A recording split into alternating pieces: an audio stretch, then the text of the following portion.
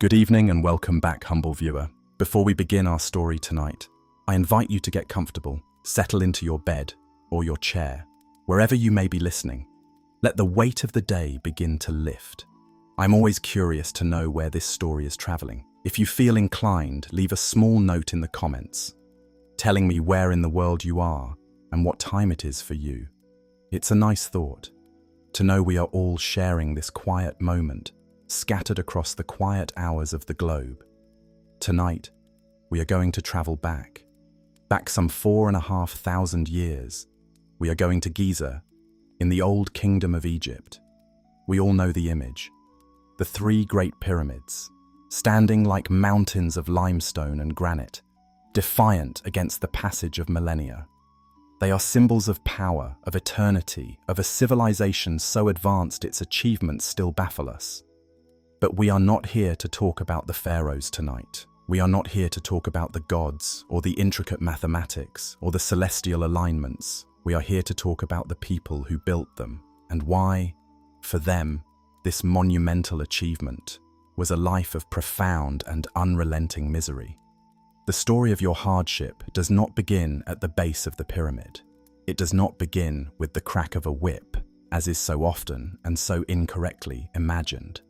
No, the current understanding is that these builders were not slaves in the traditional sense. They were Egyptian citizens, and in many ways, that makes it worse. Before we can comprehend the nature of the ordeal that awaits us at Giza, we must first understand the world that was stolen from you. It was not a world of riches, nor of leisure. It was a world forged from two essential elements, black soil and water. Your home is a small cluster of dwellings, a village without a formal name, nestled in the embrace of what you call Kemet, the Black Land. This is the narrow, impossibly fertile ribbon of life that owes its existence entirely to the annual temperaments of the Nile. It is a strip of dark, life-giving silt, flanked on both sides by the infinite, terrifying expanse of Deshret, the Red Land, the desert, a place of chaos, of demons, of death. Your entire existence, your every thought, your cosmology is defined by this duality. Life is the black soil. Everything else is the red emptiness. Your house is made of this soil. Bricks formed from Nile mud, mixed with sand and straw, and baked hard under the relentless sun. The floor is packed earth, cool under your bare feet. The roof is a lattice of palm logs and reeds, offering shade but little protection from a determined rain. There is no furniture as we would know it. You sleep on a reed mat on the floor. You might own a single, low wooden stool, a luxury. Your possessions are few and essential. Clay pots for water and beer, a grinding stone, a saddle quern for milling grain, a clay oven in the small yard, and perhaps a wooden chest holding a spare linen loincloth. Your world is one of earth tones. The brown of the walls, the tan of the sand, the deep black of the soil that sustains you. Life here is an intricate dance with the river, a performance dictated by a calendar of 3 acts. The first act is Akhet, the season of the inundation. It begins subtly. The river, which had grown sluggish and green, begins to swell. A current returns. The water turns a ruddy brown, rich with the upstream soils that are the lifeblood of your civilization. For roughly 120 days, the world drowns. The Nile overflows its banks, consuming the fields, the canals, the paths. Your village becomes an island in a vast, placid lake. This is not a time of rest. It is a time of profound and gnawing anxiety. The water laps perilously close to your home. You spend days reinforcing the mud brick dikes that protect your small community. But the real fear is agricultural. The scribes from the nearest provincial capital will have arrived to measure the flood's peak. A low flood, and the soil will not receive enough moisture or silt. The harvest will be meager, and the spectre of famine will haunt the coming year. A flood that is too high is even more terrifying. It will destroy the dikes, wash away homes, and drown the very land it is meant to nourish. Your community gathers at the water's edge, making small offerings of bread and beer to Happy, the androgynous, pot-bellied god of the flood. You pray not for abundance, but for moderation, for balance, for ma'at. While the land is underwater, you are confined. You mend your tools for the work to come. You sit in the shade, your hands methodically chipping away at a piece of flint, shaping it into a new blade for your sickle. You use an awl to repair your leather sandals. You twist strands of flax into strong twine for fishing nets. You watch your wife, her hands a blur of practiced motion, spinning flax fibers into thread on a small, weighted spindle. The air is humid, thick with the smell of wet earth and the hum of insects. The primary sounds are the cries of water birds and the endless gentle lapping of the flood against the earth. Then, the waters begin to recede. This marks the beginning of the second act, Pere, the season of emergence and growing. The land reappears, slick with a fresh deposit of virgin black silt. The air is cool and damp. This is the season of labor. From the first light of dawn until the sky turns purple at dusk, you are in the field. The work is brutal on the body. You break the larger clods of earth with a heavy wooden hoe, your back and shoulders screaming in protest. You guide a simple plough, little more than a pointed stick, through the thick, wet soil. If you are fortunate, you have a pair of oxen. If not, your own sons or neighbors pull alongside you, straining against the friction of the earth.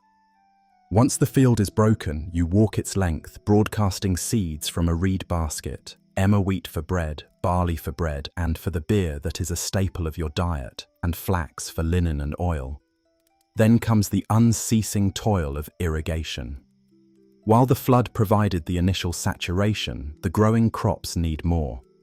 You stand for hours by the nearest canal, operating a shaduf, a long wooden pole on a pivot with a weight on one end and a leather bucket on the other. You dip the bucket, let the counterweight help you lift the water, and swing it into a higher channel, over and over. It is a hypnotic, grueling rhythm. Dip, lift, swing, pour. The sun climbs, the air warms, but the work does not stop. This labor, however, is deeply fulfilling. You are a partner with the gods, coaxing life from the soil. You are creating sustenance with your own hands. Finally, the stalks have grown tall and turned from a vibrant green to a brittle, pale gold. The air becomes dry, the heat searing. This is the third and final act, Shemu, the season of harvest.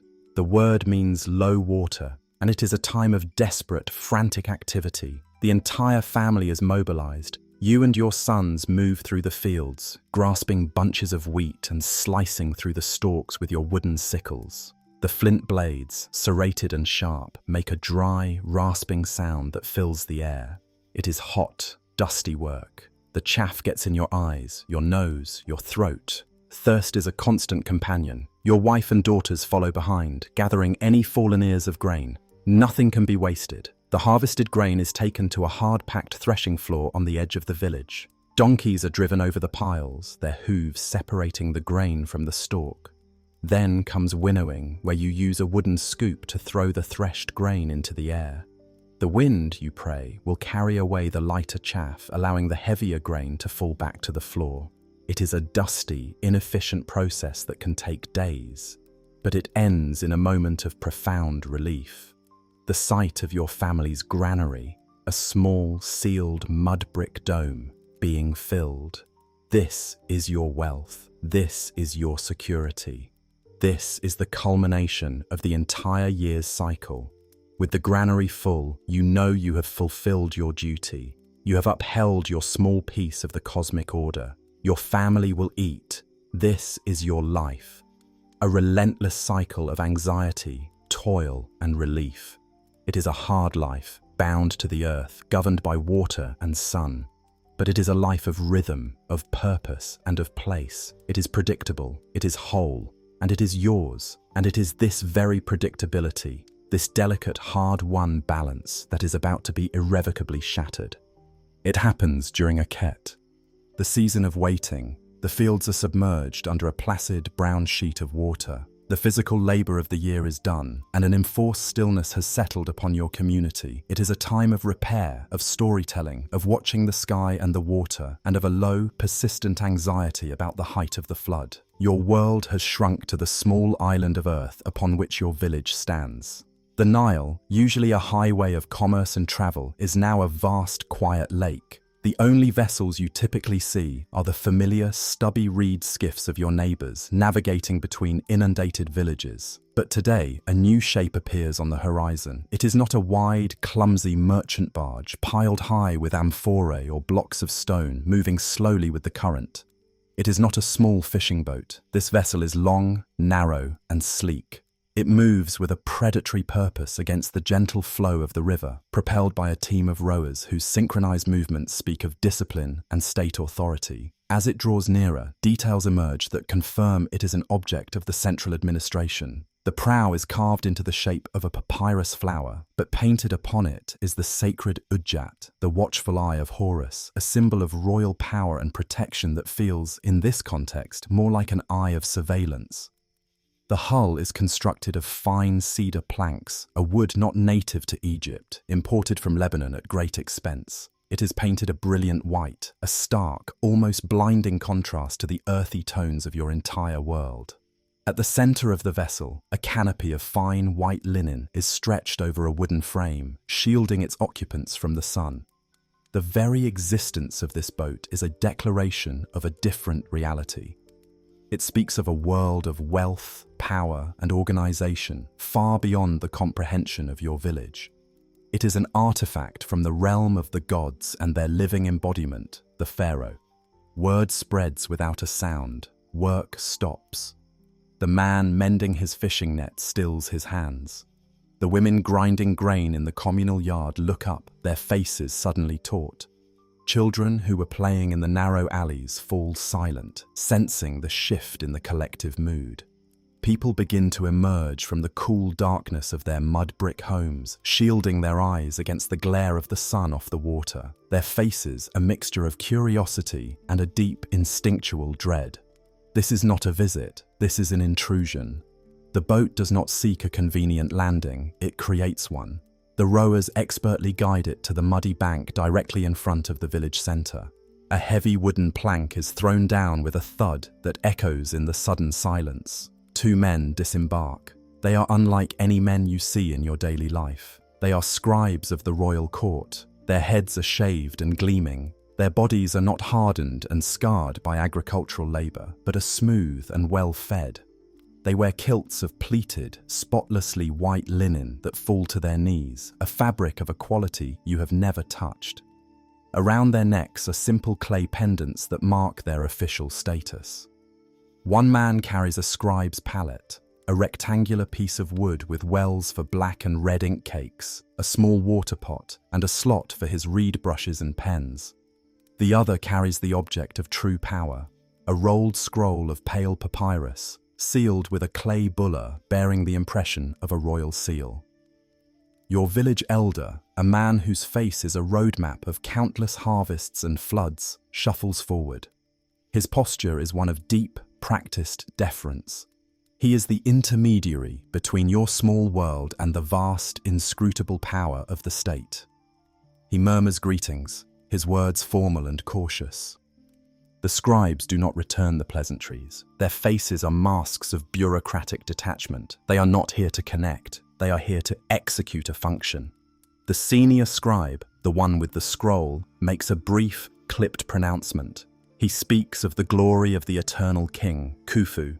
He speaks of the pharaoh's divine project on the Giza plateau, a stairway to the heavens, an eternal machine for his resurrection. He frames the coming task not as labor, but as a sacred duty, an honor, a chance for the loyal subjects of the dual king to contribute to the preservation of Mayat, the cosmic order. But you and everyone around you understand the chilling reality beneath the elevated language. This is a summons. The scribe with the palette prepares his ink, a small methodical ritual that is unnerving in its calmness. The senior scribe breaks the clay seal on the scroll and, with a dry, rustling sound that seems impossibly loud in the dead air, unrolls the papyrus. It is a document of terrifying length. On it are columns of intricate flowing symbols, hieratic script, a cursive form of the sacred hieroglyphs. To you and the other villagers, it is a potent and mysterious magic. You are a people of the spoken word, of tradition passed down through memory. This written language is the tool of the state, a technology that can record, command, and condemn. It holds a power you can feel but never wield. The scribe's finger, clean and uncalloused, begins to move down the list. He passes over dozens of names, each one representing a life, a family, a home in a village just like yours. The silence is absolute. The only sound is the buzzing of flies and the frantic beating of your own heart in your ears. You are watching a godlike power at work, the power to reorder a man's entire existence with a single mark. His finger stops. He looks up from the scroll, his eyes scanning the crowd of assembled men, his expression empty of any emotion. And then he speaks a name. It is a name you have known your entire life, a sound that has defined you since birth. It is your name. The word hangs in the hot, still air. It is not an accusation. It is not a request. It is a statement of fact, a bureaucratic designation. The pharaoh's levy has fallen upon you. The cosmic order that the scribe spoke of, the ma'at you serve by working the land and raising your family, has now been inverted. You are being called to serve ma'at by abandoning both. The state, in its divine and unassailable wisdom, has decided that your body is now a resource. Your strength, your muscles, your time, they no longer belong to you. They belong to the king, the intricate, predictable, and deeply personal rhythm of your life. The cycle of the seasons that has governed your ancestors for time immemorial has just been shattered by a single spoken word, dictated by a symbol on a scroll you cannot even read. There is no outburst, no cry of protest. A public display of grief or anger would be a sign of rebellion against the divine order, an act of foolish and dangerous defiance. The emotion is driven inward, where it settles into a cold, heavy knot in the pit of your stomach. The scribe makes a small tick mark next to your name with his reed brush. It is done. You have been accounted for. You, along with a half-dozen other men from your village, are instructed to gather your immediate belongings and prepare to depart. You are given very little time. The state's schedule does not accommodate personal sentiment. You turn and walk back towards your home. Each step feels disconnected, as if you are watching someone else's feet move across the familiar dusty ground. The path you have walked 10,000 times is now alien territory. The air, which moments ago was filled with a communal tension, is now thick with a heavy, personal silence.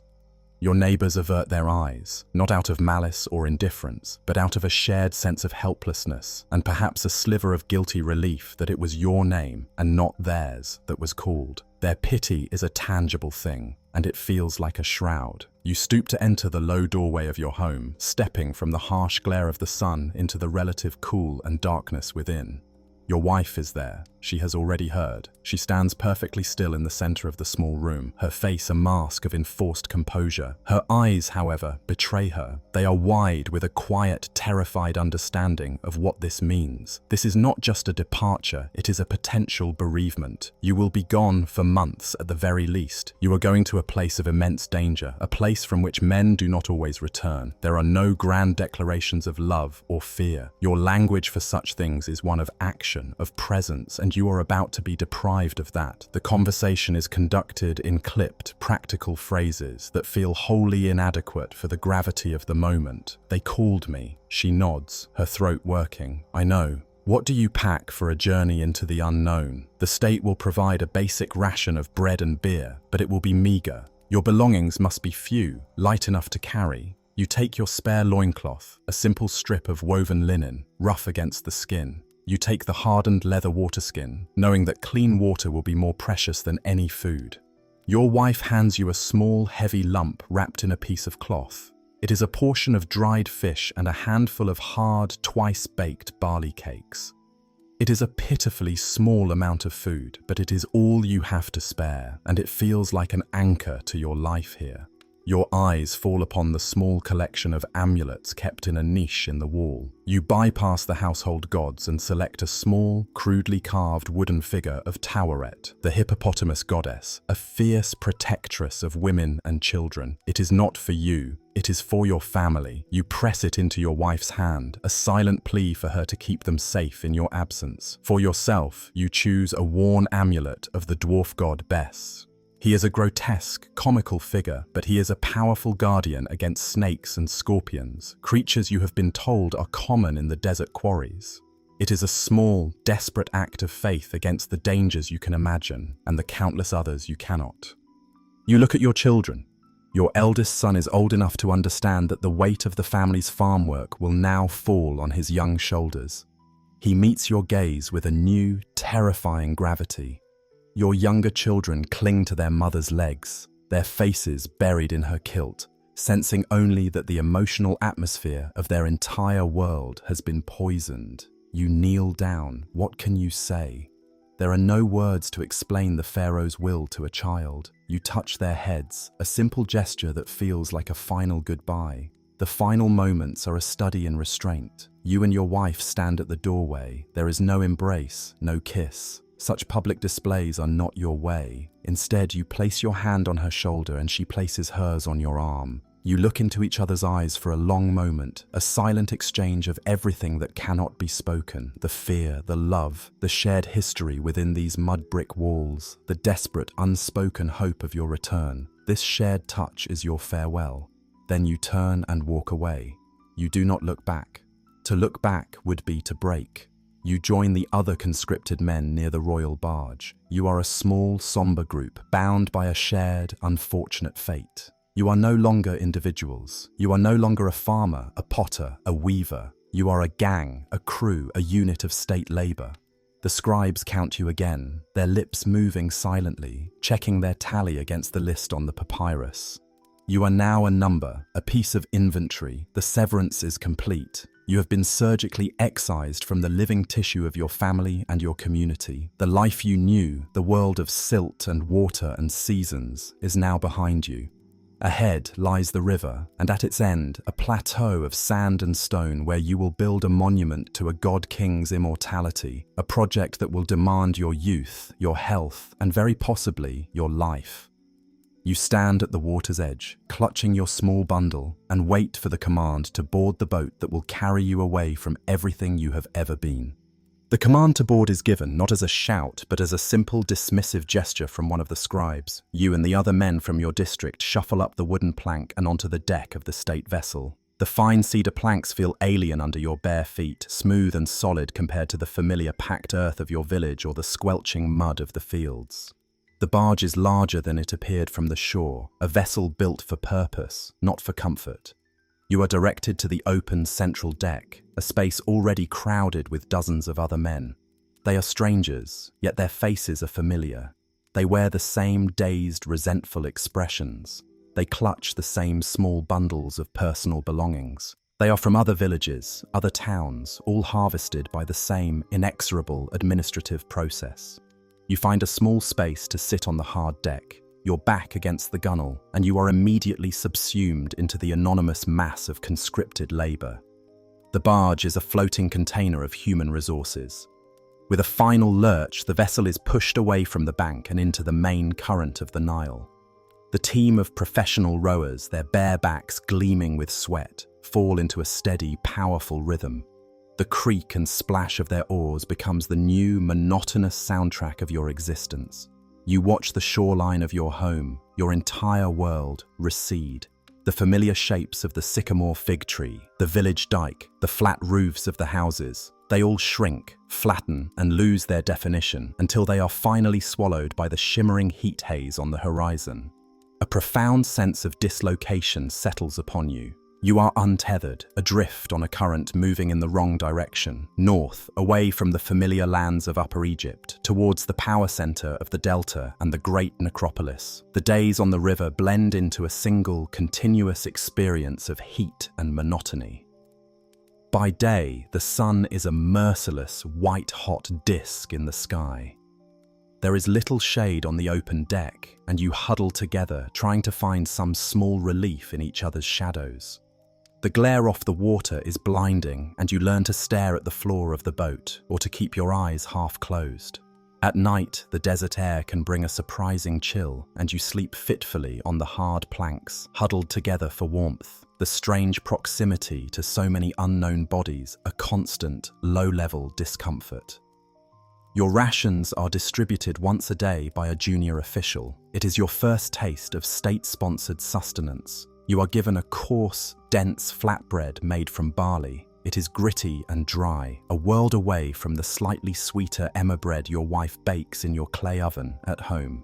With it comes a small measure of a weak, sour beer served from a large clay vat. It is watery and barely fermented, more a form of liquid calories than a source of pleasure or relief. This is not food meant to be enjoyed, it is fuel, calculated to provide the minimum energy required to keep a body functioning. Conversation among the conscripts is sparse and subdued. There is no loud talk, no laughter. Men cluster in small groups with others from their own village, speaking in low murmurs. The talk is not of the future, which is a terrifying unknown, but of the past. They speak of the state of their fields, of the families they left behind, of the last good meal they ate. It is an attempt to keep their old reality alive for as long as possible. Occasionally, a man will point to a landmark on the shore, a well-known temple, a distinctive bend in the river. But these moments of recognition only serve to emphasize how far you are traveling from home. You are a farmer. Your life is an intimate relationship with a specific plot of land. You know its contours, its needs, the way the water drains from it after the flood. Now you are forced to witness the land as a passive observer. You glide past hundreds of kilometers of fields that are not yours, past villages that are not yours, past lives that are not yours. The sheer scale of Egypt, of the pharaoh's domain, becomes terrifyingly apparent. You are not just leaving your home, you are being absorbed into a colossal entity, a kingdom so vast that your own life feels impossibly small and insignificant within it. The scribes and officials remain separate, shielded under their linen canopy. They are a different species. They spend their days making notes on their papyrus scrolls, updating their ledgers. You watch them and you begin to understand. To them, you are not a man. You are a unit, a name on a list. Your journey is not a personal tragedy. It is a logistical exercise. You are cargo, being transported from a point of origin to a destination where your value, your physical strength, will be extracted. After several days, the landscape begins to change. The river widens, the traffic of other boats increases. In the distance, rising above the flat horizon, you see it for the first time. A shape that does not belong to nature, a perfect man-made triangle, a sliver of stone piercing the sky. It is one of the older pyramids of a previous dynasty, perhaps at Medum or Dashur. It is vast, larger than any mountain you have ever seen, and its unnatural geometry is deeply unsettling. A ripple of awe and fear passes through the men on the barge. This is the kind of project you are destined for. This is the scale of a king's ambition. Any lingering hope that this was a temporary, minor duty evaporates. You are on your way to build a mountain. As your barge continues its slow, inexorable journey north, that distant, triangular shape serves as a silent, terrifying promise of the crushing, inhuman scale of the work that awaits you. The river has carried you out of your life and is now delivering you to your labor. After what feels like an eternity on the river, the nature of the world outside your vessel begins to change dramatically. The water, once a relatively clear artery of travel, becomes a crowded, congested thoroughfare. Barges larger than any you have ever seen clog the waterway, laden with massive rough-hewn blocks of white limestone from the quarries at Tura, or immense, mottled pink granite beams from Aswan far to the south. The air, once clean and open, grows thick. It carries the sharp mineral scent of pulverized stone, the smoke from thousands of cooking fires, and the pervasive, dusty odor of immense, organized labor. And then you see it properly for the first time. The object of all this activity, the reason for your presence. Khufu's horizon. It does not look like a pyramid, not yet. It is a jagged, monstrous, man-made mountain, a series of colossal steps rising into a sky choked with dust. Its scale is a violation of nature, an act of such audacious arrogance that it is difficult for your mind to process. Ramps of earth and rubble cling to its sides, swarming with thousands upon thousands of tiny, dark figures. Men, just like you, hauling, pushing, and positioning the stones that make up its bulk. The sound, a constant industrial din, washes over your barge, a wave of noise that feels physically oppressive. This is not the work of men. It is the work of a nation functioning as a single, terrifying machine. Your barge bypasses the main harbor where the giant stones are unloaded. It is a scene of controlled chaos, a cauldron of activity overseen by whip-thin overseers and frantic scribes. Instead, your vessel is poled towards a secondary, smaller landing dedicated to human logistics. As you disembark, you are not greeted or welcomed. You are processed. You are shoved into a line, prodded and counted like cattle. A scribe with a pallet checks your name off his list, his eyes devoid of interest. Your small bundle of belongings is briefly inspected and dismissed. You are no longer on a journey. You have arrived. You have been delivered. You and your cohort are marched away from the water, not towards the great structure itself, but towards a massive, imposing wall of mud brick that stretches for over a kilometer. The wall is 3 meters thick and towers over you, its top patrolled by guards. This is not the wall of a town built to keep enemies out. This is the wall of an institution built to keep its occupants in. Set into this wall is a single, heavily guarded gateway. This is the entrance to your new home. It is known to the administration as Hayt el Ghurab, the Wall of the Crow. To you, it is simply the place where your old life ends. Passing through the gate is like stepping into another world. This is no simple village. This is a purpose-built, temporary city, a sprawling, meticulously planned warren dedicated to a single task: feeding, housing, and managing the tens of thousands of laborers required for the pyramid project. The city is divided. In one area, you see smaller, more permanent-looking mud brick houses laid out in orderly streets. This is where the permanent staff live, the administrators, the high-level scribes, the master craftsmen, the architects. They have families here. They have a life. This is not your destination. You are marched towards the other section, the section for the temporary, rotating workforce, for you. Your new home is a building called a gallery. It is a long, narrow, barrack-like structure, one of dozens arranged in parallel rows like teeth on a comb. It is over 30 meters long, but only a few meters wide. The entrance leads into a dim, cavernous space. The air inside is thick and stale, heavy with the smell of unwashed bodies, stale beer, and damp earth. Down the center of the long room runs a line of thick pillars holding up the roof. The floor is packed earth, and along both of the long walls are raised sleeping platforms, also made of earth, where you and nearly 50 other men will sleep shoulder to shoulder. There are no partitions, there is no privacy, there is no personal space. Your entire existence will be a communal one, stripped of all individuality. You are assigned a spot on the platform. This small rectangle of packed earth is now your entire personal territory. You place your meager bundle at its head. You look around at the faces of the other men who will share this space. They are strangers from every corner of the kingdom, their expressions ranging from sullen resignation to open despair. You see the graffiti of previous occupants scratched into the plaster of the walls, crude drawings of boats, animals, and protective symbols, the ghostly remnants of men who slept in this very spot before you. As the sun sets, the deep darkness inside the gallery is absolute, broken only by the faint light of a single flickering oil lamp near the entrance. The sounds of the day's labor fade, replaced by the intimate, uncomfortable sounds of 50 men in a confined space, coughing, snoring, muttering in their sleep. You lie on the hard earth, a stranger surrounded by strangers, the comforting, familiar silence of your village night replaced by a suffocating, collective presence. The soft reed mat on your floor at home is a distant, luxurious memory. The gentle rhythm of the Nile is gone. You are now a resident of the Wall of the Crow, a numbered, fungible component, warehoused and waiting for the dawn when your true purpose here, the relentless, back-breaking work on the plateau, will finally begin. There is no gentle dawn here. The day does not begin with the slow lightening of the eastern sky or the familiar crowing of a rooster. It begins with violence, a sound, a deep, percussive blow that strikes the air and vibrates through the very earth of your sleeping platform. It is the sound of a large drum, beaten by a guard at the head of the galleries, a sound that says, "Wake, work, obey."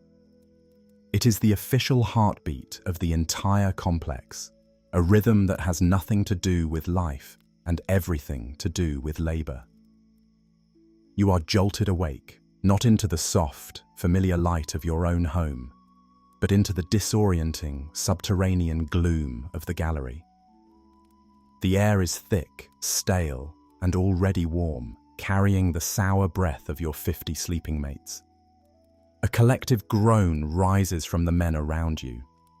It is the only moment of genuine shared sentiment you will experience all day. For a few seconds, there is confusion, the sleepy mind struggling to remember where it is. And then the cold, heavy reality rushes back in. You are at Giza, you are a builder. There is no time for waking slowly. Overseers, men drawn from the ranks of experienced workers or minor official families, move down the central corridor of the gallery. They carry stout wooden staffs, and they do not speak in gentle tones. Their shouts are rough, guttural commands to rise. They are not cruel, not yet. They are merely efficient. They are human tools designed to manage other human tools. You shuffle out into the weak pre-dawn light. The yard between the galleries is already a churning mass of humanity.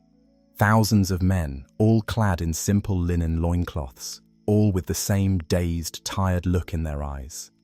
The air hums with a low murmur, the sound of 10,000 empty stomachs. The line for the morning ration has already formed. This is your first official meal. It is not a communal gathering. It is a distribution. You stand in a long, shuffling queue that snakes past a series of large, open-sided buildings. These are the bakeries, the baquet. The scale of the operation is staggering. You see rows upon rows of large, bell-shaped bread pots or bedja embedded in beds of hot embers. Dozens of men, their bodies dusted with flour, work in a frantic rhythm, mixing dough in massive vats, shaping loaves and pulling the finished bread from the intense heat. The smell is not the comforting scent of a village hearth, but the industrial, yeasty smell of mass production. When you finally reach the front of the line, you are not handed a loaf. A piece of a large communal loaf is broken off and thrust into your waiting hands. The bread is dark, dense, and gritty. It is nutritious, but it is not pleasant. Along with it, you are given a ladleful of weak beer from a massive ceramic jar. It is more like fermented barley water than the thick, hearty beer of your village. You eat standing up, quickly, jealously guarding your small portion. This is your fuel for the morning. Nothing more. Once the meal is consumed, the real organization begins. The thousands of men in the compound are divided and subdivided into a complex, hierarchical system. You are part of a ZA, or phile, a large division of several hundred men, often named after a part of a ship, like the port watch or the starboard watch. This Tsar is then broken down into smaller gangs of about 20 men, each under the command of its own foreman, or Imir. The process is chaotic. Foremen shout the names of their gangs. Men scramble to find their assigned group. There is pushing, shoving, confusion. You find your group, a collection of strangers you were transported with, and for the first time, you look at your foreman. He is a hard man, his skin like leather from years in the sun, his eyes sharp and appraising. He looks you and the other new arrivals over, not as men, but as pieces of equipment. He is assessing your strength, your potential, your breaking point. He carries a short length of rope, a symbol of his authority. Then the march begins. Your gang joins a vast column of other gangs, a human river flowing out of the wall of the Crow and up the gentle slope towards the plateau. As you walk, the low industrial hum you heard from the river grows into a deafening roar. The dust, a fine pale powder of limestone, gets into your eyes, your nose, your mouth. You can taste the stone in the back of your throat. The Great Pyramid looms directly ahead, and its true size becomes utterly demoralizing. From the river, it was an abstract shape. Up close, it is a nightmare of logistics and labor. You see the immense ramps slick with Nile mud and water to reduce friction. You see teams of 200 men straining to haul a single 2.5-ton block of limestone up these ramps. You hear the rhythmic chanting they use to coordinate their pulls, a sound of pure communal effort. You see other men with levers, prying the stones into place. You see the chippers, high on the structure, trimming the blocks to fit. their mallets and chisels creating a constant, high-pitched chinking that sounds like a million metallic insects. But you are not yet worthy of the pyramid itself. That is for the more experienced masons and hauling crews. Your gang of new arrivals is led past the monumental structure to a place that is, in many ways, worse. You arrive at one of the local quarries, a gaping, man-made wound in the Giza plateau itself. This is where the bulk of the core blocks are harvested. The quarry is a stepped, sunken pit, blazing with reflected heat even in the early morning. The air is thick with a choking white dust that coats everything. Your foreman gestures to a section of the quarry wall. He hands you and the man next to you a set of primitive, brutal tools. Heavy stone pounders, rounded dolerite balls that weigh several kilograms, and a series of wooden wedges. Your task, he explains with a few rough gestures, is simple. You are to pound channels into the limestone bedrock, outlining the shape of a block. Then, you will drive the wooden wedges into the channels. Other men will come and soak the wedges with water. As the wood expands, it will, hopefully, crack the stone from the bedrock. You look at the sheer, solid face of the limestone. You look at the heavy, smooth stone in your hands. You feel its weight. You are being asked to dismantle a mountain with a rock. The sun is not yet high in Thesky, but the heat is already immense. Your foreman steps back, watching. You lift the heavy stone pounder. The work has begun. You lift the dolerite pounder. It is a simple tool, a sphere of hard, dark, igneous rock, chosen for its density and its resistance to fracture. It is heavier than it looks, a concentrated mass of geological time in your hands. Your target is the pale, almost luminous face of the limestone bedrock. Your foreman has drawn a long, straight line in red ochre. This is your boundary. This is your world. The first strike is a shock. It is a percussive jolt that travels not just through the pounder, but up the bones of your forearms, into your elbows, and settles as a deep, resonant vibration in your shoulder sockets. The limestone offers a dull, chalky retort, surrendering a small puff of white dust and a barely perceptible bruise on its surface. This is all your effort has produced. A puff of dust. And so you begin the rhythm. Lift, swing, strike, lift, swing, strike. The motion is deceptively simple, but it is a brutal education in physics and anatomy. The muscles in your back and shoulders, accustomed to the sweeping motions of ploughing or the lift and twist of the shaduf, are now forced into a singular, repetitive, concussive action. At first, there is only a dull warmth. Then, the warmth blossoms into a sharp, burning protest. Each lift becomes a negotiation with your screaming deltoids and trapezius muscles. Your hands, softened by the long period of inundation, are the first to truly fail. The friction of the rough stone pounder, combined with the impact, quickly rubs the skin of your palms raw. Blisters begin to form, hot little pockets of fluid that are excruciatingly tender. You try to shift your grip to find a way to hold the stone that doesn't put pressure on these new wounds, but it's impossible. Within the first hour, the blisters tear open, leaving weeping red patches of raw flesh. The fine, caustic limestone dust immediately finds its way into these open sores, creating a relentless, grinding sting that never ceases. You cannot stop. To stop is to draw the attention of the foreman. Lift, swing, strike. The sun begins its climb, and the quarry transforms into a crucible. The white limestone reflects the light, creating a blinding glare from all directions. There is no shade. The heat radiates upwards from the stone floor, baking you from below while the sun beats down from above. Sweat pours from your body, plastering the abrasive dust to your skin, creating a gritty, uncomfortable second skin. The sweat stings your eyes and runs into the sores on your hands. Dehydration becomes your primary tormentor. Your tongue feels thick in your mouth, your throat raw from breathing the dust-filled air. A water carrier, usually a boy too young for heavy labor, moves through the quarry with a heavy clay jar. He doles out a single small dipper of lukewarm water to each man. It is never enough. It is just enough to keep you from collapsing. The moment the cool water touches your throat is a moment of pure, exquisite relief, but it is fleeting, and the thirst that returns is even more acute, a constant nagging reminder of your body's desperation. Lift, swing, strike. The noise is incessant. It is a layered symphony of destruction, the sharp chink of your own work, the thousands of other chinks from the men around you, the deep groaning scrape of finished blocks being dragged on sledges, and the sharp, shouted commands of the overseers. There is no silence, there is no peace. The constant auditory assault grinds down your senses, leaving you in a state of numb exhaustion. You look down the ochre line. Your morning's work, the combined effort of you and the man beside you, has produced a shallow, uneven channel, barely a hand's breadth deep. It seems an impossible task.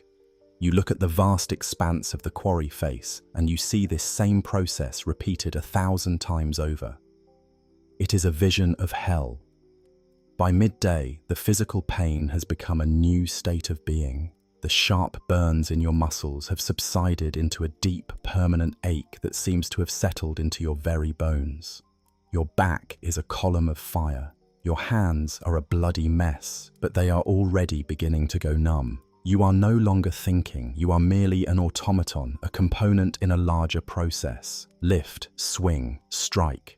The foreman watches, his eyes missing nothing. He corrects a man's posture. He points out a section of the channel that is not deep enough. His presence is a constant pressure, a reminder that your pain is irrelevant. The only thing that matters is the block. The block must be cut. The block is for the king. The king is for eternity. And you are here to fuel that eternity with the slow, painful destruction of your own body. The day is not even half over. The sun reaches its zenith. It hangs directly overhead, a merciless white eye, seeming to suck the very air from the quarry. The shadows shrink to nothing, offering no reprieve. The limestone underfoot is now painfully hot to the touch, and the heat rising from it creates a shimmering, distorted view of the world, as if you are looking through water. This is the peak of the day's suffering. Another ration is distributed. It is identical to the morning meal. A piece of coarse, gritty bread and a ladle of sour beer. You receive it without stopping your work, finding a moment between strikes to chew the dense bread, your throat so coated in dust that swallowing is a painful, conscious effort. The beer does little to quench the profound thirst that has become a permanent feature of your existence. It is merely a signal that the day has reached its midpoint and that the same amount of labor you have just endured still lies ahead of you. Eventually, the foreman inspects your channel. He runs a calloused finger along its depth, his face an unreadable mask of professional appraisal. He grunts, a sound that signifies not approval, but merely the completion of a phase. The pounding is over. Now begins a more intricate, and in some ways more dangerous, task. You are given a new set of tools, a heavy wooden mallet, its head stained and scarred from countless blows, and a set of sycamore fig wedges, cut with the grain, their ends tapered to a rough point. They feel deceptively light after the dense weight of the dolerite pounder. Your task is now to create the fissure. You place the tip of a wedge into the channel you have spent all morning carving. You take up the mallet. The work changes from a full-body swing to a more controlled, focused series of blows. The impact is different. It's a hard, wooden thud that travels up your arm, but it is also accompanied by the risk of imprecision. A misplaced strike could send a shockwave through your wrist, or worse, bring the heavy mallet head down onto the fingers of your other hand. You see men around you with maimed hands, missing fingers, a permanent testament to a single moment of exhausted carelessness. You drive the first wedge into the limestone, then the next, and the next, spacing them out along the ochre line. The wood complains, groaning and splintering under the force of your blows. The sound is a dull, percussive drumming that adds a new layer to the quarry's cacophony. Once a line of wedges is set, the next stage begins. The water carriers return. But this time, they are not for you. They pour water directly onto the wooden wedges, soaking them thoroughly. And then you wait. This is the most surreal part of your day. After hours of continuous, violent effort, you are forced into a period of watchful stillness. You stand back from the rock face, your muscles twitching with phantom exertion, your body screaming for rest, but your mind forced into a state of high alert. This is the subtle magic of the engineers, a harnessing of a quiet, relentless natural force. At first, nothing happens. The water darkens the wood and drips down the pale face of the limestone. But then, you begin to hear it. It is not a loud sound. It is a series of tiny internal creaks and ticks. It is the sound of thousands of wood fibers engorged with water, swelling with an irresistible, cumulative power. The wedges, trapped in the unyielding grip of the channel, have nowhere to expand but outwards, exerting a silent, immense, and ever-increasing pressure against the structure of the stone. The creaks become deeper, more resonant. A low groan begins to emanate from the bedrock itself. It is a deeply unsettling sound, the sound of something solid and ancient being forced to yield.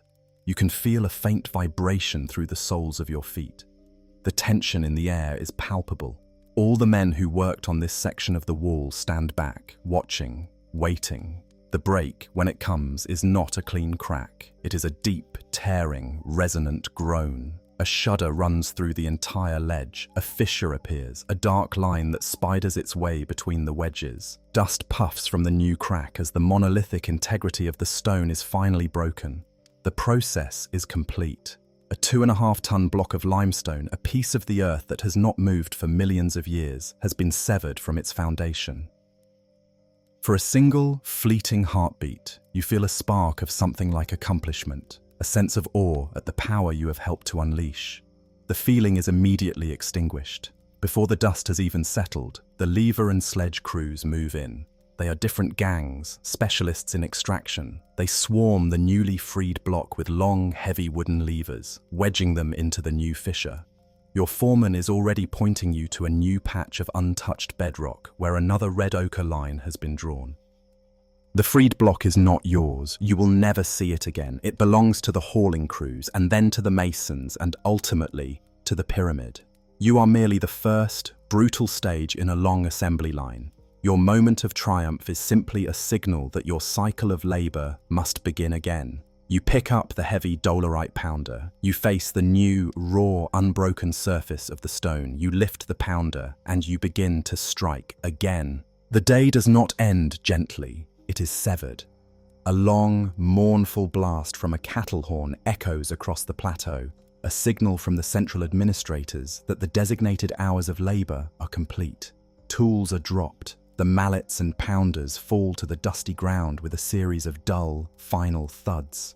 For a moment, the sudden absence of the industrial roar is a shock, a ringing silence that is almost as disorienting as the noise itself. Your body, which has been operating as a machine of repetitive motion, now sends a bill for the day's abuse. As you straighten your back from its permanent protective crouch, a jolt of incandescent pain shoots up your spine. The muscles, held tight for hours, now begin to seize and cramp.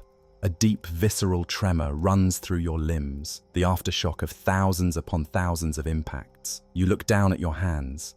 They are unrecognizable. They are swollen, bloody, and caked with a grotesque paste of limestone dust, sweat, and dried blood. You can no longer feel your fingers. You turn to join the slow, silent exodus from the quarry. The march back to the barracks is the inverse of the morning's procession. The column of men is no longer a river, it is a sludge. There is no urgency, no confusion. There is only a slow, shambling, communal limp. Men who were strangers in the morning are now united by a shared, visible agony. You see men leaning on each other for support. You see a man with his arm held stiffly at his side, his face a mask of pain from a dislocated shoulder. You see the vacant, 1,000-yard stares of men who have been pushed beyond the limits of physical endurance and have entered a state of pure, metabolic depletion. The sun is low now, casting long, distorted shadows across the plateau, and the greatest of these shadows belongs to the pyramid. As you walk, the unfinished monument looms to your side, a black, jagged silhouette against a sky of brilliant, bleeding orange and purple. The beauty of the sunset is a cruel irony, a spectacle of nature that has no place in this man-made hell.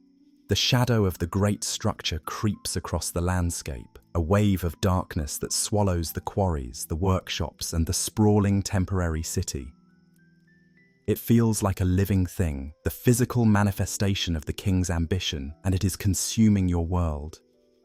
You are living, quite literally, in the shadow of the thing you are building. The air begins to cool, and the sweat-soaked dust on your skin turns into a clammy, cold mud. Every small breeze, which would have been a blessing at midday, is now a source of misery. raising goosebumps on your skin and making your cramped muscles ache even more profoundly. The dust in your throat has formed a thick, gagging paste, and the thirst has become a central, obsessive torment. Finally, your shuffling column reaches the gate of the Wall of the Crow. Passing back through the gate does not feel like a homecoming. It feels like being reabsorbed into a holding pen. The relative openness of the plateau is exchanged for the claustrophobic, organized squalor of the barracks complex. The air inside the walls is thick with the smell of sweat, smoke from the evening cooking fires, and the faint, acrid smell of human waste. You find your assigned gallery, the long, dark barrack that is your home. You collapse onto your designated spot on the earthen platform. The simple act of sitting down is an agony, every joint and muscle screaming in protest. The hard, packed earth offers no comfort, no softness. It is just a place to stop moving. You lie there, your body a constellation of pain, and you listen to the sounds around you. The gallery is filled with the low moans and groans of other men doing the same, the sounds of bodies that have been systematically broken down over the course of a single day. You have survived. But as you lie there, feeling the deep, ossified ache in your very bones, you are confronted with the most terrifying realization of all. The sun has set, the day is over, and tomorrow you will have to do it all again. You lie perfectly still on the hard-packed earth, your eyes wide open in the absolute darkness. The physical pain from the day's labor has subsided from a sharp, screaming agony into a deep, foundational ache, a permanent hum that now serves as the baseline of your existence. Your body craves the oblivion of sleep, but your mind, now freed from the brutal, singular focus of survival, begins to roam, and its wanderings are merciless. The first thing to unravel is time. Your entire life has been anchored by the great, sweeping rhythms of the Nile. You understood your place in the year by the color of the water, the height of the sun, the state of the crops. Akhet, Peret, Shemu. These were not just names for seasons. They were the pillars of your reality. Now, that calendar is meaningless. Here, there are only two seasons. The season of light, when you work, and the season of darkness, when you ache. The days bleed into one another, distinguished only by the slight variations in their torment. Was the sun hotter today than yesterday? Did the foreman seem more agitated? Did the bread ration feel smaller? These are the new, pathetic markers of your time. The great, reassuring cycle of the universe has been replaced by the frantic, repetitive turning of a single, brutal gear. The drum, the quarry, the ration, the darkness, and the drum again. Next, your mind turns to your identity. You whisper your own name into the stale air of the gallery. The sound is alien. The name belongs to a man who owned a small plot of land, who knew how to read the clouds for rain, who could fix a broken plow with his own hands. It belongs to a husband and a father.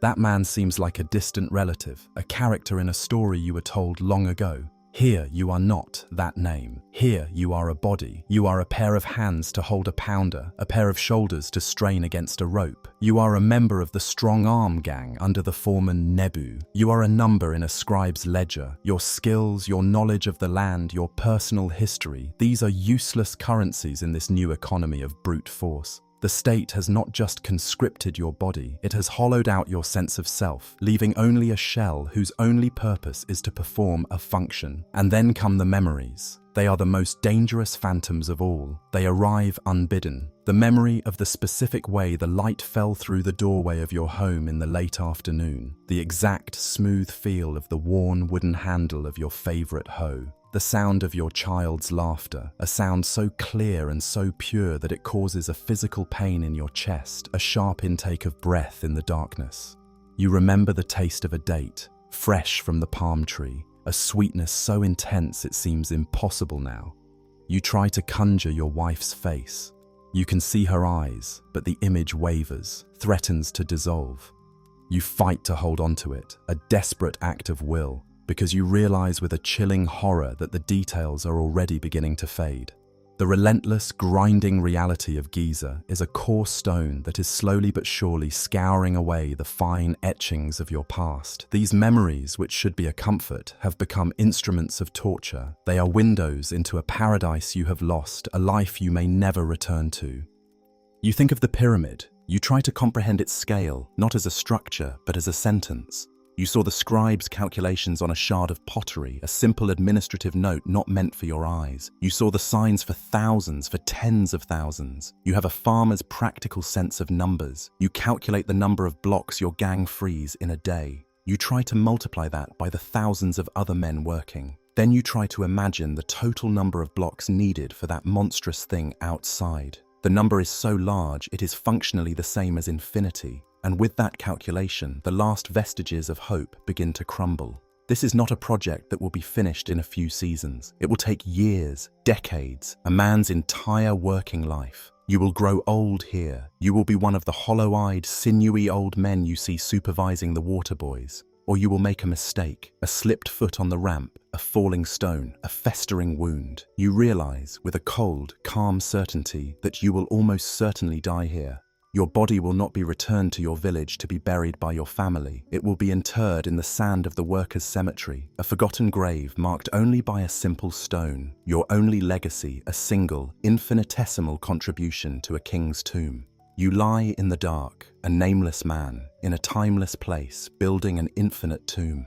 And you wonder if this is truly the will of the gods, or if it is just this, a profound and terrible emptiness. The drumbeat comes, as it always does, a brutal punctuation mark ending the period of insufficient rest. Your body screams a silent protest as you force it to move. The aches have not vanished in the night, they have merely settled, stiffened, and burrowed deeper into your joints. You perform the morning rituals in a numb, automated haze. The shuffling queue, the gritty bread, the thin beer, the chaotic formation of the work gangs, it is all the same. But today, the atmosphere is different. There is a current of nervous energy running through the assembled men. Whispers are exchanged, glances are darted. Something has happened, something is wrong. As your gang joins the great column marching towards the plateau, you see it. Your procession is diverted. You are not led directly to the quarries. Instead, you are marshaled, along with thousands of other men from the morning shift, into a wide, open area at the base of the Great Pyramid's northern face. You are made to stand in silent, ordered rows, a vast captive audience. In the center of this space, a group of overseers and high-level administrators are gathered. Standing before them is a work gang of about 20 men. They are not standing at ease. They are surrounded by camp guards and their heads are bowed, their shoulders slumped in postures of utter shame and terror. Their foreman stands apart from them, his own face a mask of stone, but his hands are bound before him. A senior scribe, a man whose elaborate kilt and confident posture mark him as a person of immense authority, steps forward. He unrolls a papyrus scroll and begins to speak. His voice is loud, clear, and devoid of emotion. He is not speaking to the accused men. He is speaking to you, to all of you. He recounts the events of the previous day. The accused gang, a hauling crew, had been tasked with moving a massive granite casing block into position on the pyramid's lower course. These casing blocks are not the rough core stones you quarry. They are the fine, white Tura limestone, or in this case, the even more precious Aswan granite, quarried hundreds of miles to the south, floated down the Nile on immense barges and shaped by the most skilled masons. Each one represents a colossal investment of time, resources, and labor. The scribe's account is cold and clinical.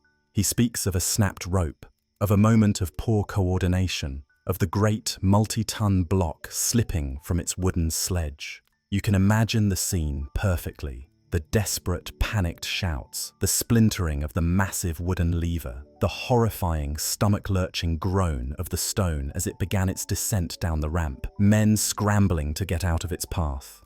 The block, the scribe continues, was damaged. A corner was shattered, rendering it useless for its intended place in the perfect, smooth face of the pyramid. It will now have to be broken down and used as rubble, its immense value utterly destroyed. But that is not the true crime. The true crime, the scribe announces, was the loss of 2 men, crushed under the stone's unstoppable momentum. Their lives are mentioned as an afterthought, a secondary loss of state assets, less valuable than the granite itself. The foreman of the gang is brought forward. He is accused of negligence, of failing to ensure the integrity of his ropes, of failing to properly discipline and coordinate his men. The punishment is swift and brutal. He is stripped of his position and sentenced to the Nubian mines. This is, for all intents and purposes, a death sentence. To be sent south to the scorching, hellish gold mines is a fate from which no one returns. He is led away, his face ashen, and you never see him again. Then, the scribe turns his attention to the rest of the gang. They are guilty of incompetence, of a collective failure that disrupted the sacred work and dishonored the king. Their punishment will be an example. Their ration of beer is suspended for a month. They will receive only bread and water, and for 10 days, their gang will be assigned the most reviled task in the entire complex, clearing the latrine pits. This public shaming is the true purpose of the gathering. It is a calculated act of psychological warfare. The message is simple and brutally effective. Your personal safety is your own concern. Your life is expendable. The stone, however, is precious. The project is all that matters. A single mistake, a moment of weakness or inattention will not just bring ruin upon you, but upon everyone you work with. You are responsible for each other, not out of brotherhood, but out of a shared fear of collective punishment. The shamed gang is marched away to the jeers and insults of the overseers. The great assembly is dismissed. You are released to your day's labor. As you walk towards the quarry, a heavy silence hangs over your gang. The previous day's exhaustion is now compounded by a fresh, cold layer of fear. You look at the men beside you, the strangers with whom you share every waking and sleeping moment. You are not comrades. You are potential liabilities. The man next to you, whose fatigue might cause him to stumble, could be the cause of your own punishment. And you, in turn, are a risk to him. You pick up your heavy dolerite pounder. You look at the raw face of the limestone. The work, which was already a physical torment, is now freighted with a new and terrible weight. Every swing of the mallet, every levered stone, every step you take is a high-stakes gamble. The shadow of the pyramid is not just a shadow of stone, it is a shadow of fear. For weeks, your world has been the quarry, the white dust, the hard limestone, the monotonous rhythm of the pounder. You have grown accustomed to its specific brand of misery. But the project is a complex organism, and its needs are varied. One day, your foreman, Nebu, receives a directive from a scribe. A number of dolerite pounders have fractured. The copper chisels used by the fine masons on the pyramid face are dulling at an accelerated rate. The relentless work is consuming the tools as ravenously as it consumes the men. Your gang is temporarily reassigned. You are not told why, merely ordered to a different section of the sprawling work complex, a place you have only glimpsed from a distance. You are marched to the workshops, a gritty, smoke-choked district humming with a different kind of industry. Here the air does not taste of stone, it tastes of fire, charcoal, and hot metal. You arrive at the copper works. It is not a single building, but a series of open-sided shelters. Underneath them, the ground is black with soot and littered with shards of broken pottery molds. The heat hits you like a physical blow, a dry, searing wave that dwarfs the ambient heat of the quarry. In the center of the workshop are several clay kilns, each glowing with an internal, malevolent orange light. Your new task is not to break stone, but to feed the fire. You are assigned to the bellows. It is a simple, yet utterly exhausting piece of equipment. 2 large, flat clay pots are set into the ground, their tops covered with loose leather hides. In the center of each hide is a long wooden handle, and a string is attached to its edge. From the base of each pot, a clay pipe, a tuyere, leads into the heart of the kiln. You stand with one foot on each pot. Your job is to press down with one foot, forcing a blast of air through the pipe into the fire, while simultaneously using the string to pull up the other leather hide, refilling it with air. Then you shift your weight. Step down, pull up, step down, pull up. It is a continuous, lurching dance, a rhythm of artificial breath designed to raise the temperature of the charcoal fire to over 1,000 degrees Celsius, the melting point of copper. The muscles in your legs and lower back, already brutalized by the quarry, are now subjected to a new, unnatural motion. The men working the crucibles are the true masters of this hellscape. They are a specialized, highly valued, and constantly suffering class of workers. Their faces are perpetually smeared with soot, their eyes red-rimmed and watery from the fumes. You watch as they use long wooden tongs to lift a small, glowing ceramic crucible from the heart of the kiln. Inside it sloshes a liquid sun, molten copper. The intense, radiant heat forces you to turn your head away, your skin prickling as if on fire. The molten metal is poured into open-faced pottery molds shaped like chisels, axe heads, or saw blades. It fills the mold with a terrifying liquid grace. As it is poured, it releases a sharp, acrid, greenish smoke. This is the arsenic, a mineral mixed with the copper to create a harder bronze alloy. You breathe it in. It has a metallic taste that coats your tongue and throat. You do not know that it is a slow-acting poison accumulating in your body, but you can feel its immediate effect, a slight dizziness, a faint nausea. The work is fraught with immediate catastrophic danger. A splash of molten copper, a single tiny droplet, will not just burn you, it will melt through your skin and flesh instantly, searing its way down to the bone. You see the horrific, waxy scars on the arms and feet of the senior metalworkers, a permanent record of past mistakes. A cracked crucible could explode, showering the entire area with a spray of liquid fire. After hours of pumping the bellows, your legs are jelly, your back is a knot of fire, and your head swims from the heat and fumes. You are then reassigned to the final stage. The cooled copper tools must be removed from their molds and taken to the grinders. You carry armfuls of the rough, newly cast chisels. They are still hot enough to be painful to the touch. You deliver them to another team of men who sit at large, rotating sandstone wheels, painstakingly sharpening each chisel to a fine, workable edge. The air in this section is filled with the screech of metal on stone and a fine dust of copper and arsenic. At the end of the day, as the horn sounds your release, you stumble away from the workshops. Your skin feels cooked, your lungs burn. There is a persistent metallic taste in your mouth that you cannot spit out. You have survived a day in a different kind of hell, one that has attacked your body not with concussive force, but with heat and poison. As you walk back, you pass the quarry, and for the first time, its pale, dusty landscape almost looks tranquil in comparison. You have learned a valuable lesson of the necropolis. There is no good work here. There is only a spectrum of misery. Your brief, fiery tour in the copperworks ends as abruptly as it began. The next morning, your gang is once again rerouted.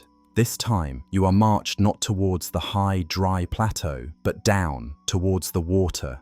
You pass the main harbour with its immense blocks of stone and continue to a series of specially constructed canals and basins that branch off the Nile like fingers of a hand. The air here is thick and humid, heavy with the smell of stagnant water, wet earth and decaying river plants. This is the domain of the mud brick makers and, more importantly, the mortar crews. The pyramid is not just a pile of dry stones. Each block is set upon a thin bed of gypsum mortar, a plaster-like substance that acts as a lubricant to help slide the stones into place and then hardens to provide a stable, perfectly level seating. The creation of this mortar is a vast, messy, and unending industry. Your new job is simple to explain and agonizing to perform. You are to produce the raw material. You are led to a wide, shallow pit that has been flooded with water from the canal. Piles of crushed gypsum, a chalky white mineral brought from quarries in the Fayum, lie around the pit's edge. Your gang, along with several others, is ordered into the pit. The water is knee-deep, a thick, cool, viscous slurry of mud and gypsum. Your task is to tread the mortar. You and 20 other men form a line and begin to march back and forth from one end of the pit to the other. Your feet sink into the thick, clinging mud. Every step is an effort, a struggle against a heavy, sucking resistance. It is like marching through half-dried clay. The purpose is to mix the gypsum, water, sand and mud into a perfectly smooth, consistent paste. The work is a unique form of torture. It lacks the sharp, percussive impacts of the quarry, but replaces it with a relentless, attritional strain. Your leg muscles, particularly your calves and thighs, are under constant, unyielding tension. The coolness of the mud is a deceptive comfort at first, but soon the abrasive grit begins its work on your skin. The fine particles of gypsum and sand rub away the flesh on your feet and between your toes, creating 1,000 tiny cuts and abrasions. The mineral-rich slurry then seeps into these wounds, causing a constant, low-grade chemical burn. You work for hours under the sun, a human mixing machine. Your movements become synchronized with the men around you, a slow, plodding, grotesque water ballet. A foreman stands at the edge of the pit, his staff ready. He watches the consistency of the mortar, occasionally ordering more gypsum or more water to be added. He is a baker, and you are his dough hooks. When the mortar is finally deemed ready, the second phase of the labor begins. The wet, heavy plaster must be transported from the pit to the base of the pyramid's ramps. There are no wheelbarrows. There are only your shoulders and a series of rough, leaky reed baskets. You scoop the thick, heavy mortar into a basket. Another man helps you hoist it onto your shoulder. The weight is immense, a dead, shifting mass that threatens to unbalance you with every step. The basket leaks, and a slurry of cold, gritty gypsum water trickles down your back and neck, chafing your skin raw. You join a human conveyor belt, an endless line of men carrying baskets of mortar from the pits to the ramps. There, you dump the contents into larger wooden troughs from which other teams will carry it up the pyramid itself. The moment the weight is lifted from your shoulder is a second of pure, blissful relief. But it is only a moment. You must immediately turn around, pick up an empty basket, and return to the pit to repeat the process. This is your day. The slow, muscular agony of the treading pit, followed by the sharp, localized pain of the porterage, back and forth, all day. You see men slip on the slick ground, falling and injuring themselves. You see men whose shoulders are rubbed raw and bleeding from the friction of the baskets. Your own feet are now a swollen, painful mess, the skin wrinkled and white from the constant immersion, shot through with stinging cuts. You are no longer building a tomb for a god-king. You are not quarrying stone or forging copper. You are simply a component in a system designed to move wet dirt from one place to another. As you trudge back towards the pit, another line of men passes you, their shoulders straining under the weight of their baskets, their faces set in the same grim mask of endurance. You look at them, and they look at you, and in that shared glance is the entire story of your existence here, an endless, repetitive, and deeply painful absurdity. The day's labor is a direct assault. You can see the quarry wall, you can feel the weight of the stone, you can identify the foreman as the source of your immediate pressure. It is a known enemy. But when the horn sounds and you return to the barracks, you enter a battlefield of a different kind, a war fought against enemies that are invisible, silent, and far more patient. Your greatest foe is your own thirst. The water provided in the camp comes from the Nile, diverted into a series of canals and settling pools. But the Nile is the lifeblood and the sewer of all Egypt. Upstream, 1,000 villages use it for washing, for waste, for everything. The water that reaches you is a murky, living soup. While the worst of the silt settles in the pools, the water remains teeming with things you cannot see. Every evening you face a dreadful calculation. The thirst is a physical torment, a dry, rasping fire in your throat that demands to be quenched. Your body, depleted of fluids after a day of sweating under the sun, screams for water. Yet every man in the gallery knows the risk. They call it the Nile flux. It begins quietly. One night, the man sleeping 2 spaces down from you begins to groan. It is not the familiar groan of muscular pain, but a sharp, internal cramping. He rises and stumbles out of the gallery into the darkness. He returns a few minutes later, only to leave again and again. By morning, he cannot stand. He lies on his earthen platform, shivering despite the warmth, his skin pale and clammy. His body is purging itself of all its water, a violent, uncontrollable evacuation that leaves him weaker with each passing hour. This is dysentery, and it is a death sentence as sure as being crushed by a block of granite. Fear, cold and sharp, spreads through the gallery faster than the sickness itself. Men subtly shift their sleeping positions, creating a small, unspoken quarantine zone around the sick man. They avoid his gaze, not out of cruelty, but out of a primal fear of contagion. They know that his fate could easily be their own. They all drank from the same cistern. The foreman arrives. His face shows no pity, only irritation. A sick man is a broken tool, a disruption to the daily tally. 2 camp guards are summoned. They lift the sick man, whose body is now limp and unresisting, and carry him out of the gallery. He is not taken to the infirmary where gashes are stitched and bones are set. He is taken to a separate, isolated tent on the furthest outskirts of the camp. A place known as the House of the Dying. No one ever returns from that tent. His meager belongings, a spare loincloth, a small clay cup, are removed. His space on the platform is left empty. It is a stark, terrifying void that serves as a silent lecture to everyone who remains. The foreman issues a simple, useless warning to the rest of you. Be careful of the water, but there is no other water. There is no choice. That evening, as you approach the cistern to refill your water skin, you hesitate. You look into the murky depths, and you imagine the invisible curses swirling within.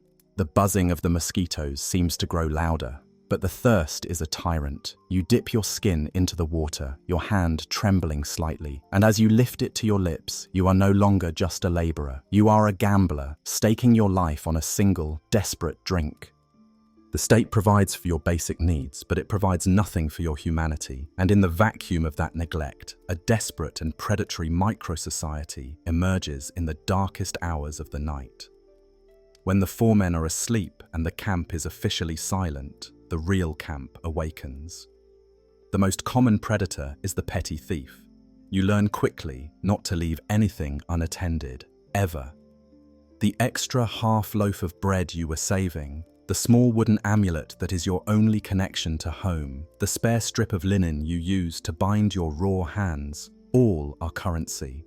You sleep with your few possessions tucked under your head, using them as a crude pillow. Even then, you sometimes wake to find them gone, taken by a silent, desperate hand in the dark. There is no one to appeal to. The stolen item is simply gone, and you are left that much more destitute. More organized and more insidious are the games of chance. In a secluded corner between two galleries, shielded from the wind, a small group will gather.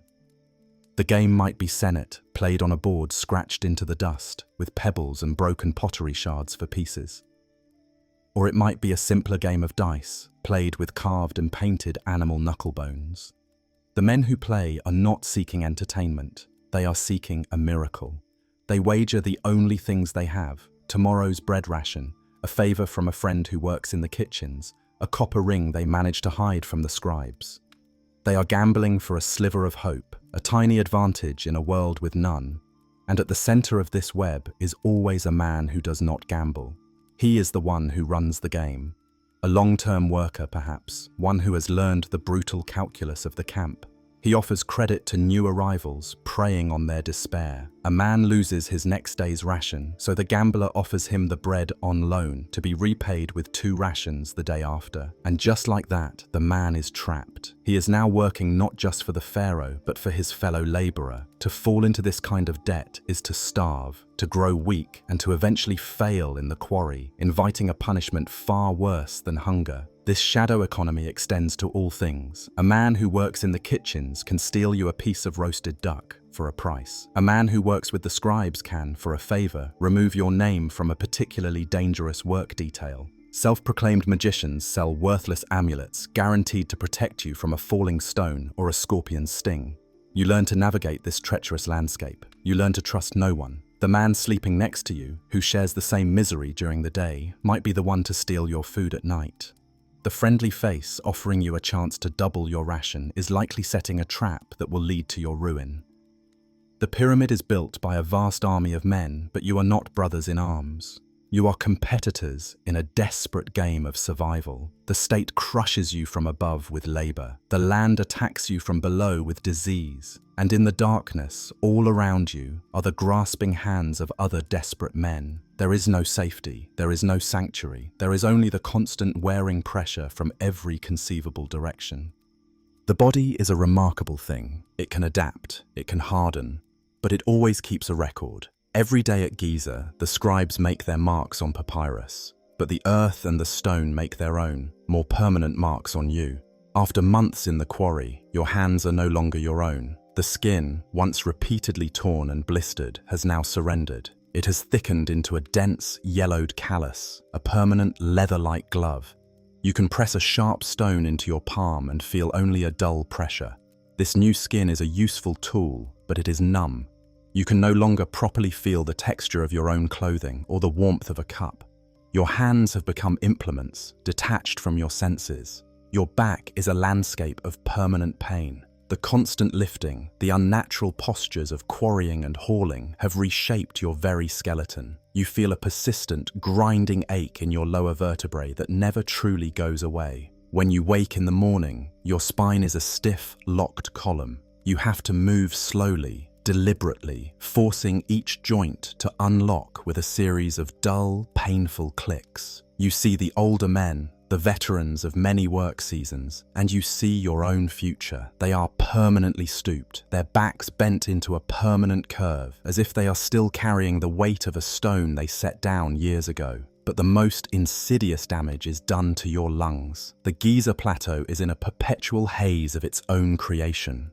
The fine, white powder of limestone from the quarries, the sharp, crystalline dust of Aswan granite from the mason's chisels, the acrid smoke from the copper kilns, the charcoal dust from thousands of cooking fires, it all combines into a thick, gritty atmosphere that you breathe for every moment of every day.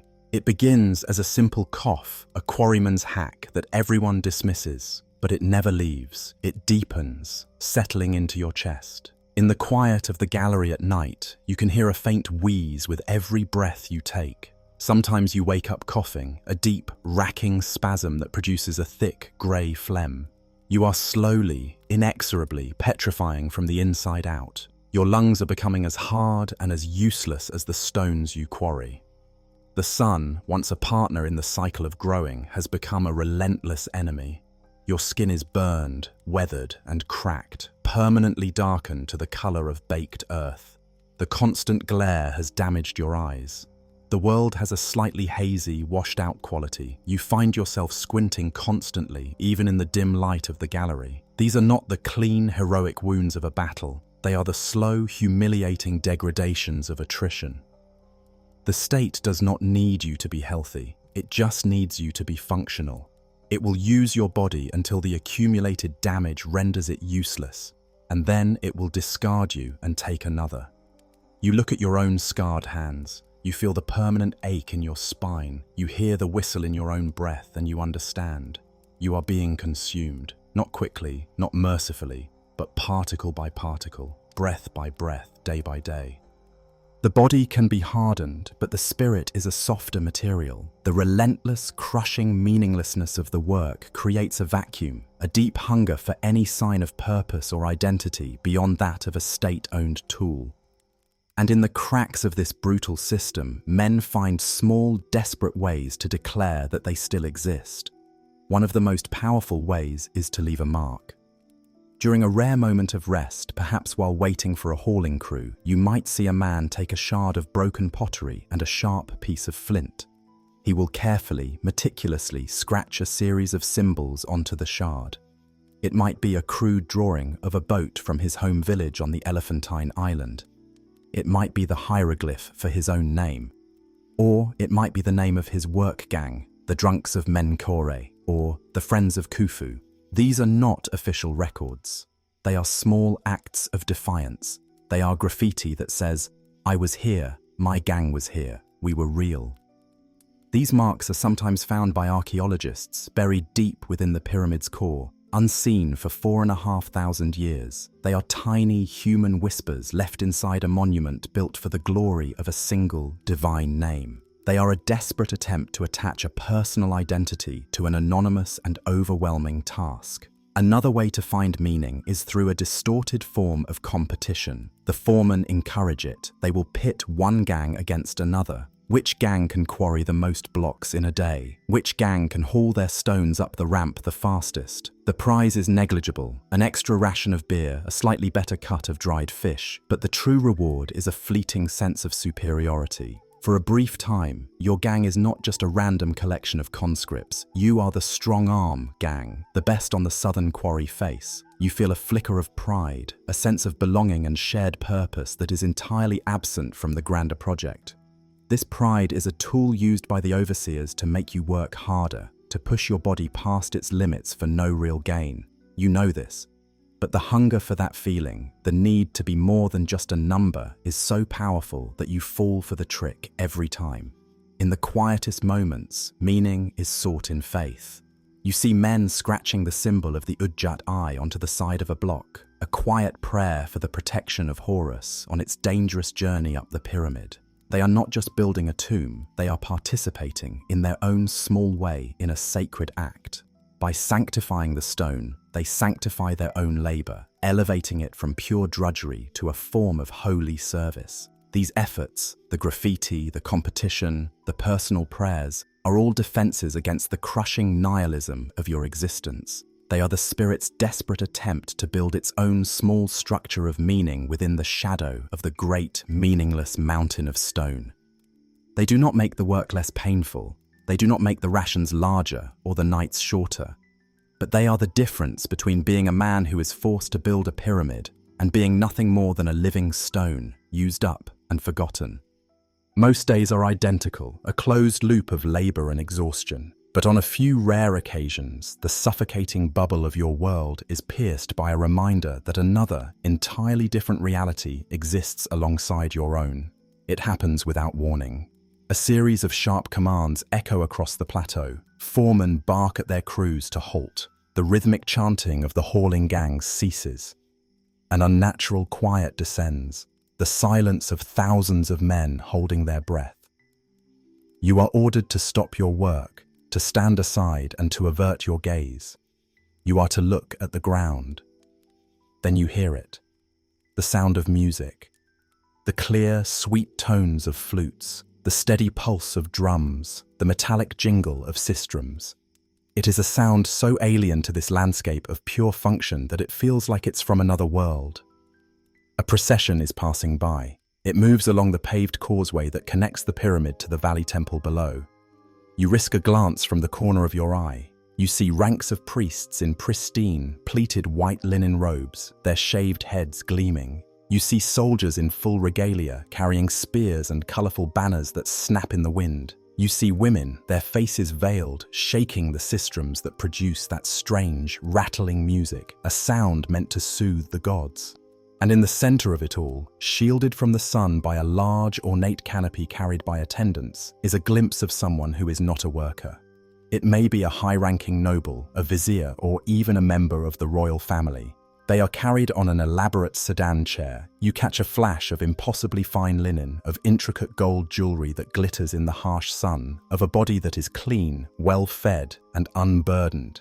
These beings do not look at you. They do not acknowledge the thousands of filthy, sweat-soaked, half-naked laborers who have been frozen in place for their passage. To them, you are not men. You are part of the landscape. You are as inanimate as the stones you quarry, a part of the great, ugly, and necessary construction site that must be passed through to reach the sacred space of the temple. The procession glides by, a river of color, sound, and wealth, and disappears into the shade of the valley temple. The music fades. The spell is broken. The foreman begins shouting again. The hauling gangs resume their monotonous chants. The work continues. But something has shifted. The brief intrusion of that other world serves as a brutal reminder of the uncrossable chasm that separates you from them. They are the reason for this entire project, but they are utterly disconnected from its reality. Their lives of ritual, comfort, and power are built, quite literally, upon the foundation of your suffering. The encounter does not inspire you. It does not fill you with awe for the glory of the kingdom you serve. It fills you with a profound and bitter sense of alienation. You understand, in that moment, that you are not just building a tomb. You are building a wall between your world and theirs, a wall made of your own pain and exhaustion, a wall so high that those on the other side will never have to see you at all. Once in a very long while, a miracle occurs. A state barge arrives, not with conscripts or granite, but with administrative dispatches, and tucked within those official scrolls are a few precious personal items. A foreman calls your name. He holds a small, tightly rolled piece of papyrus, tied with a simple strand of flax. It is a letter. It is from your family. You cannot read. The intricate symbols of hieratic script are a mystery to you. You must find a scribe who is off duty and willing to perform a personal service. This requires a payment. You trade your entire evening ration of fish, a costly sacrifice, for the service of his eyes and voice. You sit with the scribe in a corner of the yard as dusk settles. He unrolls the papyrus. The letter was dictated by your wife to a professional letter writer in your home village, a man you vaguely know. The scribe begins to read, his voice flat and detached, translating the formal, slightly stilted language of the letter writer. To my lord, the builder, he begins. The honorific feels strange. You are no one's lord. I, your servant, send greetings to you from the house of the gods.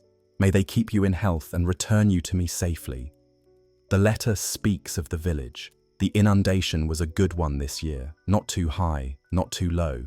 The fields are fertile. Your eldest son, the scribe reads, has done a man's work in your absence, ploughing the field you always tended. He has done well. A wave of pride, mixed with a sharp pang of guilt for not being there, washes over you. The letter speaks of your youngest child, who has started to speak your name. It mentions a neighbor who has fallen ill, a dispute over a water channel. These are the small, vital details of a life you are no longer living. Each detail is a small, painful pinprick, reminding you of the texture of your real life. The letter never speaks of loneliness. It never says, "I miss you." Such direct emotional expression is not part of your culture. But it is there, hidden between the formal phrases. It is in the careful recounting of the household details, an attempt to keep you connected. It is in the final, formulaic closing. All is well in your house. Do not worry for us. May you be in the favor of the king. The scribe finishes. He rolls the papyrus back up and hands it to you. You are left holding this small, physical object, a fragile bridge across the vast distance that separates you from your world. The news it contains is already weeks, if not months, old, but it is proof that your home still exists, that your family still exists, that the man you were is still remembered. But the letter is a double-edged tool. For a few days, you feel a renewed sense of purpose. You work with a lighter heart, the voices of your family echoing in your mind. But then, the hope begins to curdle into a deeper despair. The letter is a reminder of exactly what you have lost, of the simple, profound joys of a life that is proceeding without you. The distance feels greater than ever. The possibility of your return feels more remote. The letter, which was a momentary comfort, becomes a source of chronic, aching grief. You keep the small scroll tucked away, a sacred and painful relic, a testament to a life you may only ever touch again through the second-hand words of a stranger. There are only two ways for your service at the necropolis to end. Neither is a victory. The first is to be deemed worn out. Years pass. The demarcation between seasons, then years, blurs into one long period of labor. The man who arrived on the barge, young and strong, is a distant memory. The man who remains is a creature of the plateau. His back is permanently stooped. His hands are thick, calloused claws. His lungs are a ruin, producing a constant, rattling wheeze. One morning, you cannot lift the stone pounder. Your hands, damaged by years of nerve-crushing impacts, will not close properly. Or perhaps your back, after 1,000 agonizing mornings, finally refuses to unlock. You collapse in the quarry, not from a sudden injury, but from a final, cumulative failure. The foreman, who may be a man younger than your own son, looks down at you. There is no anger in his eyes. There is no pity. There is only a cool, dispassionate assessment. He sees a tool that has broken. You are no longer useful to the project. You are not punished. You are not praised. You are simply recategorized. A scribe is summoned. He finds your name in a ledger, a name that has been on the rolls for 10, perhaps 15 years. He makes a new notation beside it. You are officially removed from the quarry gangs and assigned to the light work crews. This is the pathetic retirement of a pyramid builder. You might be tasked with weaving frayed ropes back together. You might spend your days sitting in the dust, endlessly chipping shards of pottery into uniform sizes for use in paving mortar. Your most likely job is that of a water carrier, hauling a heavy clay jar on your aching shoulders, serving the next generation of young, strong men who have taken your place in the quarry. You are now a ghost in the great machine. You are given a smaller ration, just enough to sustain a life of minimal exertion. You sleep in a different gallery, one reserved for the old and the broken. Here, the nights are filled with the sounds of chronic coughing and the groans of men whose bodies are a catalogue of old injuries. You watch the sun rise over the pyramid, which is now closer than ever to its final, perfect form. You feel no pride. The monument is not a testament to your labor. It is a monument to your consumption. It has devoured your youth, your strength, and your health. You live out your remaining days in the shadow of the great tomb, a walking relic of the human cost of its construction. And you wait for the final release, knowing that your only legacy will be the anonymous dust of your bones, mingling with the dust of the plateau you helped to shape. The second way your service ends is more abrupt. It can be a moment of carelessness, a frayed rope that finally snaps, a poorly balanced block that shifts unexpectedly, a foot that slips on a slick of Nile mud on the high ramps. It can be a sliver of granite in your eye that festers and blinds you. It can be the sudden, violent illness from the water that does not pass. Your death is a brief, inconvenient disruption. Your body is carried down from the pyramid or out of the quarry. Your foreman reports the loss to the scribes. Your name is struck from the ledger of the living. The machine barely registers your absence. Another man from a new levy of conscripts is assigned to your gang, takes your place on the hauling rope, and the work continues without missing a beat. You are not prepared for burial by your family. There will be no mourning women to wash your body, no priests to perform the vital opening of the mouth ceremony that would allow your soul to eat and speak in the afterlife. Your family, hundreds of miles away, will not learn of your death for months, if ever. Instead, you are taken to a different necropolis, the workers' cemetery, a humble city of the dead that lies in the shadow of the great royal tombs. Your burial is simple, efficient, and institutional. Your body is placed in a fetal position, wrapped in a linen shroud or a simple reed mat if you are lucky. You are lowered into a shallow pit, dug into the sand. You are not placed in a coffin. Around you are placed a few grave goods, the standard issue for a state labourer. A few clay pots containing a final ration of bread and beer for your journey. Perhaps the worn-out tools of your trade, a chipped chisel, a smoothed stone pounder. These are not personal effects, they are a generic, state-provided funerary kit. Your grave is filled with sand and rubble, and a rough, uninscribed stone is placed on top to mark the spot. You lie now, for eternity, in a vast grid of other anonymous graves, all identical. You are a farmer from the south, buried next to a potter from the delta, next to a boatman from the Fayum. Strangers in life, you are now neighbours in a silent, permanent barracks of the dead. From your resting place, you face the Great Pyramid. You are one of 10,000 forgotten foundations upon which it is built. Your king, your god, will achieve his glorious immortality, journeying to the stars from the perfect, golden-capped peak of his monument. And you will remain here, in the sand. A worn-out tool, a name struck from a list, your soul unprovided for, your bones serving as the final silent testament to what it truly meant to be a builder of the pyramids. You are the deep, dark, and silent shadow that makes the brilliant peak possible, and in that shadow you will rest, forever.